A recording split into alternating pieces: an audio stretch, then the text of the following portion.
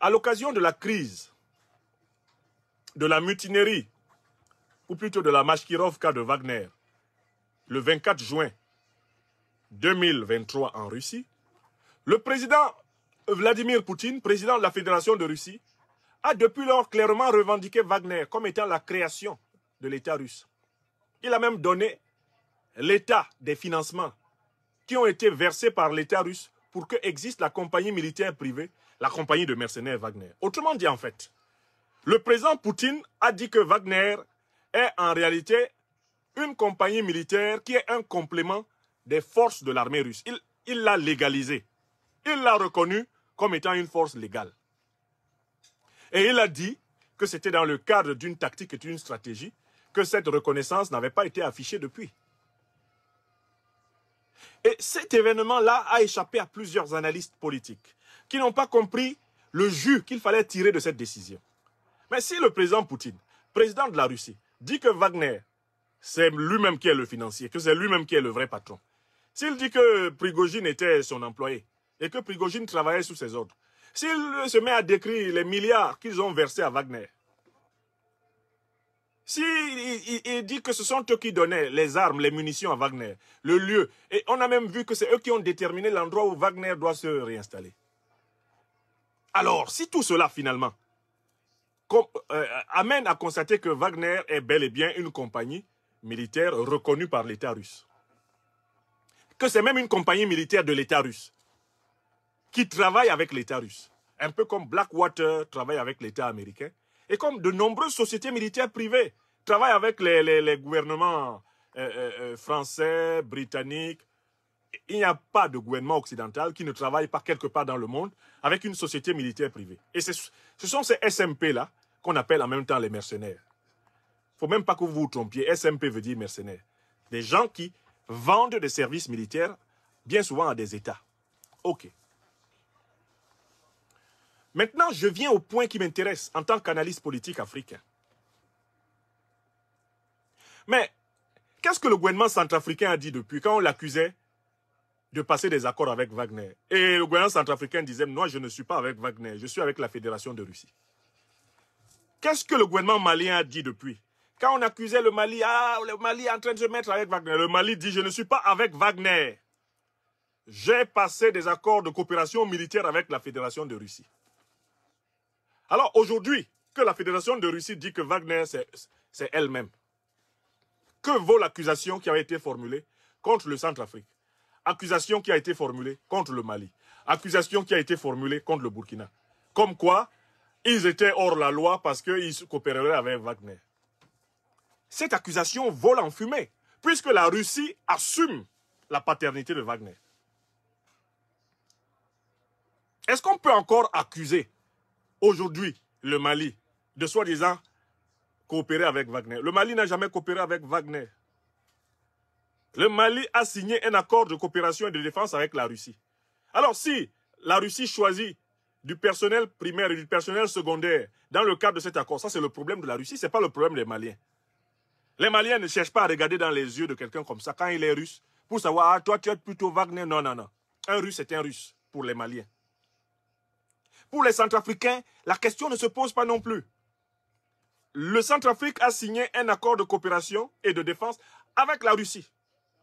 Maintenant, c'est la Russie qui fait la composition de son aide. Ce n'est pas le problème des Centrafricains.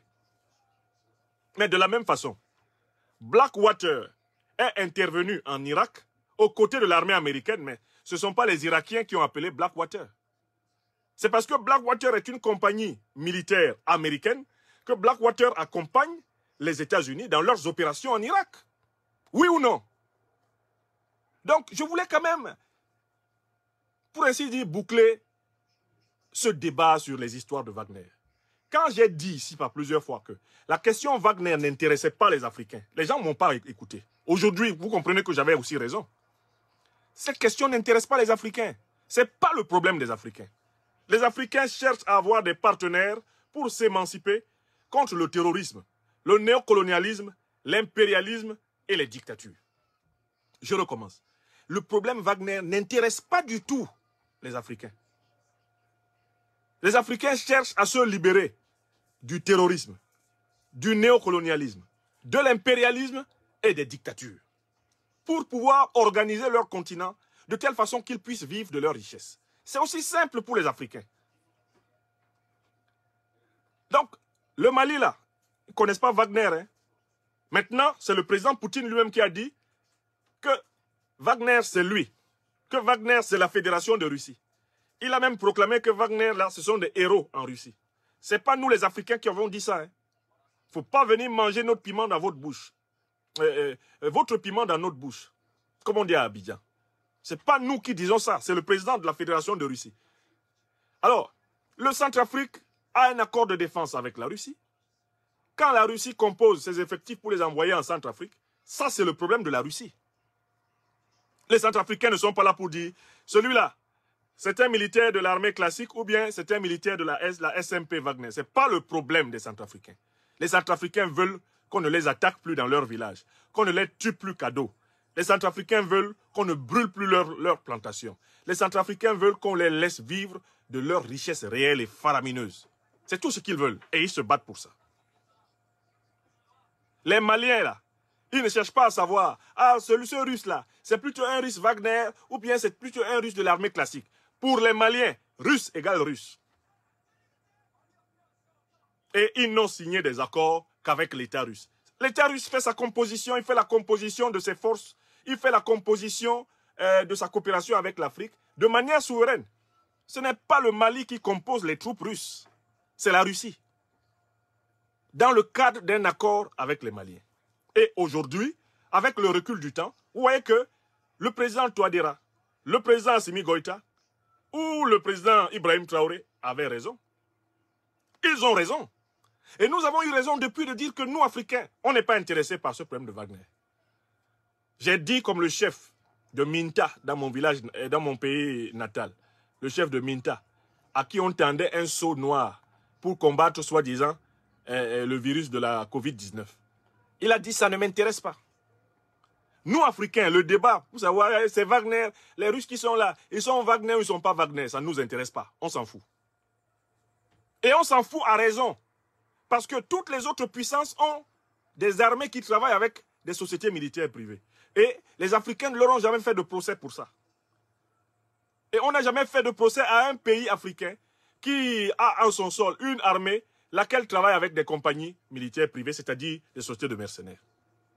Je donne souvent un exemple très simple. La plupart des ambassades occidentales en Afrique sont protégées par des sociétés militaires privées. Regardez seulement dans une ville comme Abidjan, le nombre de sociétés militaires privées qui protègent des ambassades. Mais j'espère que vous savez que société militaire privée, là, ça veut dire mercenaire. SMP, là, c'est un nom scientifique pour dire mercenaire. Société militaire privée. Il s'agit de l'expression scientifique pour déguiser le mot mercenaire. Donc, voilà des gens qui travaillent, eux, librement, avec des tas de sociétés de mercenaires, et personne ne leur en fait grief parce que finalement, une partie de la sécurité internationale est aujourd'hui privatisée. C'est un phénomène énorme à l'échelle internationale. Et ils viennent mettre la pression aux Africains à cause des histoires de Wagner, qui n'intéressent pas les Africains.